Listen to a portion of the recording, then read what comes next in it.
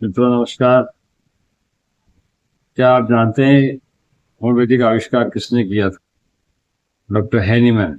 इनका पूरा नाम था doctor Samuel Christian Friedrich Hahnemann. ये होम्योपैथी के आविष्कारक थे और जर्मनी में इनका जन्म नीसेन शहर में दिनांक 10 अप्रैल 1755 को हुआ था। इनकी याद में प्रतिवर्ष 10 अप्रैल को विश्व होम्योपैथी दिवस मनाया जाता है।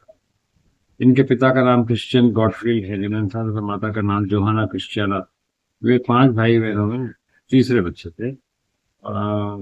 तीसरे नंबर के बच्चे थे और भाइयों में सबसे बड़े थे। इनके पिता चीनी मिट्टी के बर्तन के चित्रकार थे और डिजाइनर भी थे। उन्होंने अपने पुत्र डॉक्टर हैनीमैन को विपरीत परिस्थितियों में पढ़ाई जारी रखने हेतु प्रेरित किया था और हैनीमैन ने एलोपैथी से एमडी चिकित्सक के रूप में 1779 में डिग्री प्राप्त की थी। किंतु कई साल एलोपैथी प्रैक्टिस करने के बाद उन्होंने उससे असंतुष्ट होकर उस चिकित्सा कार्य करना बंद कर दिया। उन्हें कई भाषाओं का ज्ञान था, अतः उन्होंने विभिन्न भाषाओं में पुस्तकों का अनुवाद का काम प्रारंभ किया। एक भाषा से दूसरी भाषा में उसका अनुवाद शुरू किया। एक दिन उन्हें कुलीन की मैथमेटिका में यह पढ़ने को मिला कि सिंकोना की छाल से मलेरिया जैसे लक्षण पैदा हो जाते। तो उनको बड़ा अजीब लगा कि तो कुलीन से मलेरिया ठीक करते हैं और इसमें लिखा है कुलीन से मलेरिया जैसे लक्षण हो जाते हैं। तो उन्होंने उसको प्रयोग किया अपने ऊपर खुद लेकर के। उन्होंने देखा जब किया उसको तो उसके बाद उनको वास्तव मलेरिया से लक्षण पैदा हो गए। तो उन्होंने फिर अन्य कई दवाओं का भी स्थूल मात्रा प्रयोग करके देखा तो उन्होंने पाया कि जो पदार्थ अधिक मात्रा में लेने पर जो लक्षण पैदा करते हैं उसी पदार्थ की सूक्ष्म मात्रा देकर उन लक्षणों को ठीक किया जा सकता है। तो इसी प्रकार से होम्योपैथी का आविष्कार हुआ। वो सिद्धांत इसका है समय समम समय समय जो समान चीज है वो जो लक्षण पैदा करती है वही कम मात्रा में दी जाए तो वो उससे ठीक कर देती है। इसी प्रकार से होम्योपैथी जन्म हुआ। हैनीमैन को चिकित्सा जगत में लाई गई क्रांति के लिए होम्योपैथिक जनक के रूप में जाना जाता है।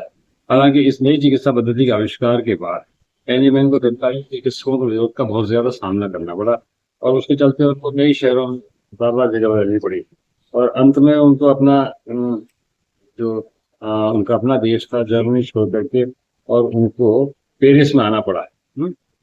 लेकिन उनके जो बहुत से जो विरोधी थे उन्होंने जब उसको प्रयोग करके देखा दवाइयों का तो उन्होंने जब सत्य पाया तो वो उनके अनुयायी बन गए। तो हैनीमैन ने अपने जीवन काल में करीब करीब 90 औषधियों का प्रयोग किया, प्रयोग करके अपने ऊपर देखा और इसको लक्षणों को बारीकी से नोट किया है।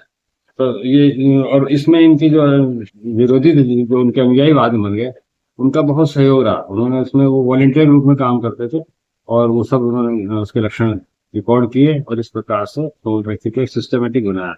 और हैनीमैन के जर्मनी में जब आए तो इनकी जो सेकंड वाइफ थी मेलेनी उनका पूरा सहयोग उनको मिला वहाँ पे, है ना। हैनीमैन ने अपने जीवन काल में बहुत बहुत काम किया। कई किताबें लिखी उन्होंने।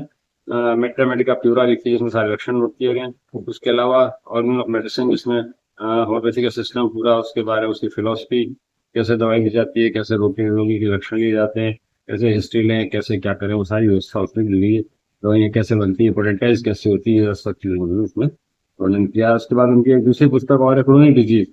इसमें पुरानी बीमारी के बारे में उनकी विस्तृत वर्णन है।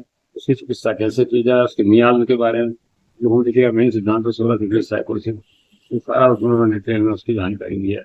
हैनीमैन के अंतिम शब्द थे, मेरा जीवन व्यर्थ नहीं गया। हैनीमैन ने 2 जुलाई 1843 को सुबह 5 बजे अंतिम सांस ली पेरिस में। उनका अंतिम संस्कार 11 जुलाई 1843 को पेरिस में ही किया गया। तो इस प्रकार से इस महान आत्मा की जुदाई दुनिया से हुई और आशा करता हूँ ये आपको जानकारी हो सकती है। इसी प्रकार के और वीडियोस के लिए ये मेरे चैनल को सब्सक्राइब करें, वीडियो को लाइक करें, शेयर करें, कमेंट करें। Thank you.